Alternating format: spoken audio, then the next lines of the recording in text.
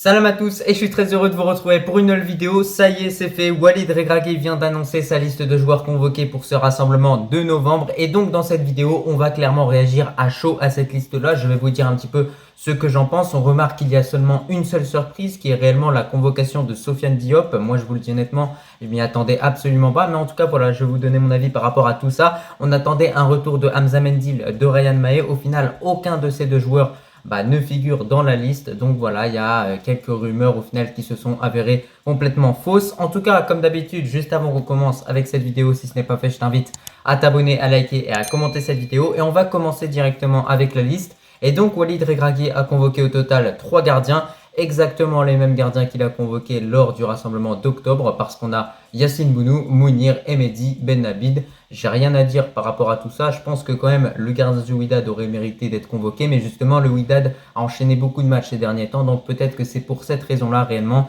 que Walid Regragui a décidé justement de ne pas convoquer le gardien Wydadi. Ensuite dans cette liste on a les latéraux, et concernant les latéraux, au total Walid Regragui en a sélectionné 4, Achraf Hakimi, Hamloud, Mazraoui et pour finir Atiatala. Donc on remarque qu'on a 2 joueurs du Wydad, malgré le fait que le Wydad a enchaîné beaucoup de matchs ces derniers temps avec notamment la Super League africaine.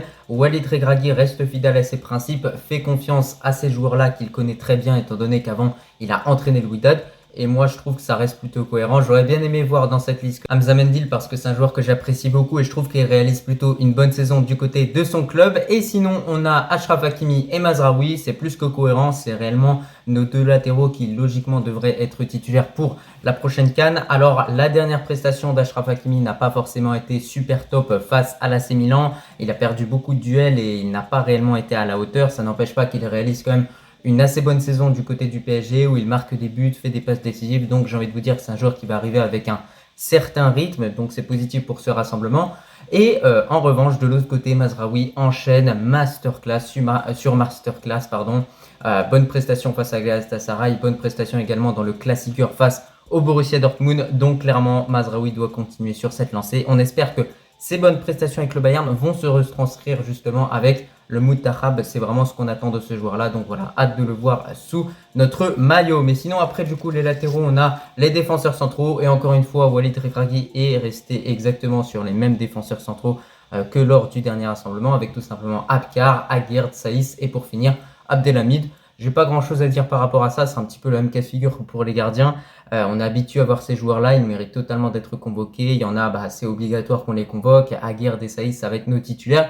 Et en revanche, il y a également des très bonnes doublures avec Abkar qui continue de performer avec le Deportivo Alavés qui réalise de bonnes performances en Liga. Et on a également Abdelhamid qui est un joueur de confiance. D'ailleurs, lors de la conférence de presse, Walid Regragui s'est justifié par rapport à ça en disant qu'il convoque Abdelhamid aussi pour apporter tout simplement de l'expérience à cette équipe-là, parce que pour remporter des CAN, justement, il faut des joueurs d'expérience, et ça, c'est très important que notre coach, justement, l'ait rappelé, parce qu'on aime bien la jeunesse, mais il faut aussi beaucoup d'expérience, parce que les joueurs qui ont vécu beaucoup de choses savent comment réagir par rapport à certaines situation. Après la défense, on a du coup les milieux et notre coach est plutôt parti sur une sélection classique avec tout simplement Amrabat, Richardson, Ounahi, El Khanous, Sebari et pour finir Gebran. Alors premièrement, je tiens à dire que je suis heureux de voir Gebran dans cette liste-là. Contrairement à certains qui n'apprécient pas forcément ce joueur-là, moi je trouve que ça reste une très bonne doublure pour Amrabat.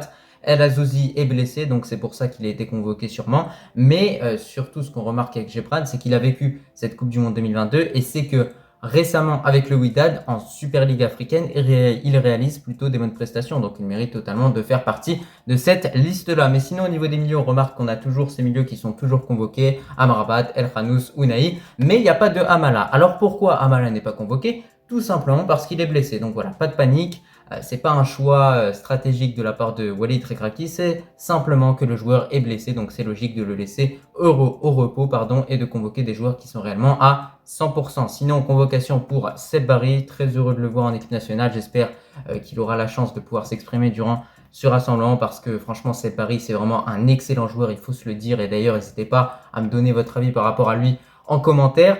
On continue dans cette liste avec maintenant les ailiers et là vous allez voir qu'il y a quand même une petite surprise. Donc tout d'abord Hakim Ziyech, Amin Adli, Ezal Zouli, Amin Harit et pour finir au niveau des ailiers Sofiane Diop. Alors parlons de lui justement.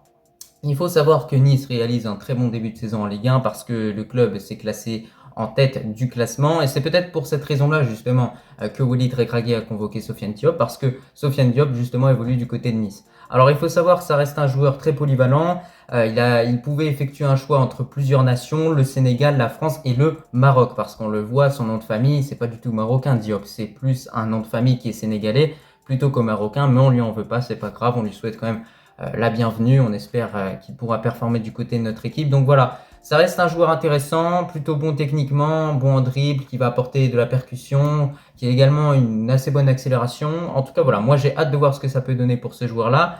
On espère que ça fera un petit peu comme Amin Adli, parce que regardez, en très peu de temps, Amin Adli, il a su très bien s'intégrer à l'équipe. Il a déjà inscrit son premier but en équipe nationale. Donc voilà, on verra ce que ça donnera pour Sofiane Diop. Mais en tout cas, moi je vous ai donné mon avis. Je pense que ça va être un bon joueur, un bon super sub en tout cas. Je pense pas qu'il deviendra titulaire, mais voilà, ça reste à voir s'il sera dans la prochaine liste du coup pour la CAN 2023 ou pas. Ça, c'est un très grand débat. Donc en tout cas, n'hésitez pas à me donner votre avis en commentaire par rapport à Sofiane Diop pour ceux qui connaissent ce joueur-là. Mais sinon, concernant les autres ailiers qui ont été convoqués, bah écoutez, c'est cohérent. Je crois que j'ai oublié de le dire, mais également Abdé qui a été convoqué.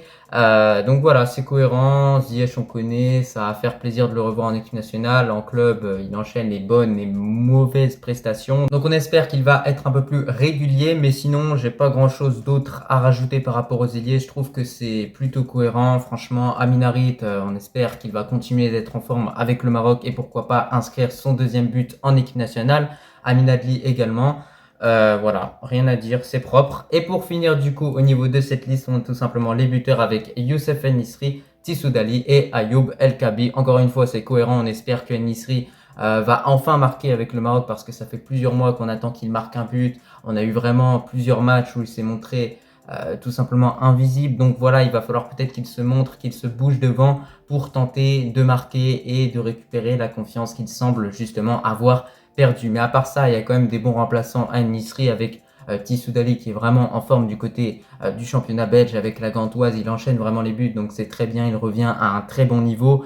Et en tout cas, on sait que Tissou Dali, avec ce qu'il a pu faire sous Vaïd, ça reste vraiment un excellent joueur. C'est exactement le même cas de figure pour Ayoub El Kabi qui continue d'avoir du temps de jeu du côté de l'Olympiakos. Et bah écoutez, c'était un petit peu tout pour cette vidéo. Dans l'ensemble, je vous ai vraiment donné mon avis par rapport à cette liste-là. Mais de façon générale, je la trouve plutôt cohérente et convaincante. On voit qu'on a des joueurs qu'on est habitué à avoir tout simplement convoqués. On voit qu'il y a petit à petit un effectif qui est en train de se former pour justement cette CAN 2023 où il y aura des choix forts à effectuer pour Walid Regragui étant donné qu'au total il pourra sélectionner seulement 23 joueurs. Donc voilà, dans tous les cas, il devra trancher, il devra faire face à des dilemmes. Donc forcément, on va voir que petit à petit, la liste va se réduire et va plutôt se référer aux joueurs qui ont beaucoup joué avec notre équipe nationale. Donc forcément, au fur et à mesure du temps, il va y avoir de moins en moins de surprises. En tout cas, n'hésitez surtout pas à me donner bien évidemment votre avis en commentaire au niveau de cette liste-là. Et bah écoutez, merci d'avoir regardé cette vidéo dans son entièreté et je vous dis tout simplement à la prochaine. Et merci également aux gens qui sont tout simplement passés sur le live du coup que je faisais avant pour l'annonce de la liste justement. Allez, je vous dis à la prochaine.